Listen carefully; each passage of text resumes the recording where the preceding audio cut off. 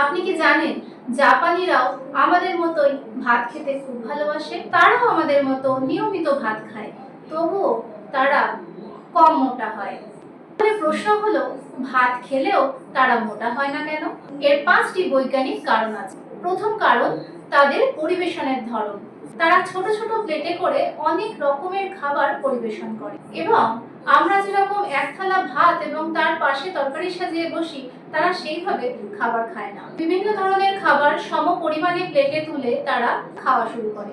এইভাবে খেলে ক্যালোরি শরীরে প্রবেশ করে কম, পুষ্টি বেশি পাওয়া যায়। দ্বিতীয় কারণ, হাড়া হাঁচি বু নীতি বা 80% ভর্তি করে খাওয়ার নীতি। এক থালা ভাত নিয়ে গলা অবধি খেলে অবশ্যই আপনার শরীরে অতিরিক্ত ক্যালোরি প্রবেশ করে, কিন্তু জাপানি দর্শন অনুযায়ী তারা 80% পেট ভর্তি হওয়া পর্যন্ত খায়, বাকি 20% খালি রাখে।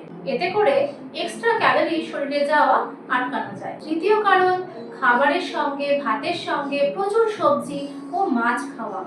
আমরা বাঙালিরা প্রতিটা তরকারিতেই একটা চেনা সবজি খেতে পছন্দ করি, সেটা হচ্ছে আলু। ভাত আর আলু বেসিক্যালি কার্বোহাইড্রেটস। তো আমাদের খাবারে আমরা যদি অতিরিক্ত কার্বোহাইড্রেট গ্রহণ করে ফেলি, তাহলে তো আমরা মোটা হবই। জাপানিরা ভাতের সাথে খায় সামুদ্রিক মাছ, বিভিন্ন ফার্মেন্টেড খাবার, সামুদ্রিক বিভিন্ন খাবার আর সবজি। এগুলো দীর্ঘ সময় পেট ভরা রাখে এবং কার্বোহাইড্রেট পরিমাণ কম থাকে বলে শরীরে এক্সট্রা ক্যালোরি উৎপন্ন হয় না। চতুর্থ কারণ, মিষ্টি জাতীয় খাবার কম খাওয়া। ওজন বৃদ্ধি করার পিছনে অন্যতম কারণ হলো প্রসেসড খাবার, অতিরিক্ত মিষ্টি খাবার খাওয়া, ফ্রাইড বা তেলে ভাজা খাবার খাওয়া। জাপানিদের দৈনন্দিন জীবনে এই ধরনের খাবারগুলির জায়গা খুবই কম। সেডেন্টারি লাইফস্টাইল প্লাস প্রসেসড খাবার, এই কম্বোকে তারা এড়িয়ে চলে, তাই রোজ ভাত খেলেও তাদের ওজন বাড়ে না। 5 নম্বর কারণ, জাপানিদের কর্মময় জীবনযাপন। জাপানিদের জীবনে সেডেন্টারি লাইফস্টাইল বা বসে থাকা লেজি জীবনযাপনের কোনো জায়গা নেই। সেখানে ছোট থেকে শুরু করে সমস্ত মানুষরা কিন্তু সারাদিন পরিশ্রম করে। অফিস যাওয়া, স্টেশন যাওয়া, বাজার যাওয়া, কাছাকাছি সমস্ত কাজ তারা হেঁটে হেঁটে করে।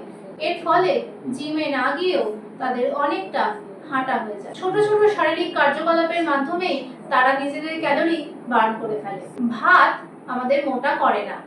রেগুলার ভাত খেয়েও জাপানিরা যেরকম সুস্থ এবং রোগা থাকতে পারে, আমরাও চেষ্টা করলে একইভাবে তাদের অনুসরণ করতে পারবো। তাই তাদের কাছ থেকে এই কটা নিয়ম শিখে নিন। কম খান, ধীরে খান, অনেক কিছুর সঙ্গে ভাত খান, আর নিয়মিত হাঁটুন, কাজের মধ্যে থাকুন।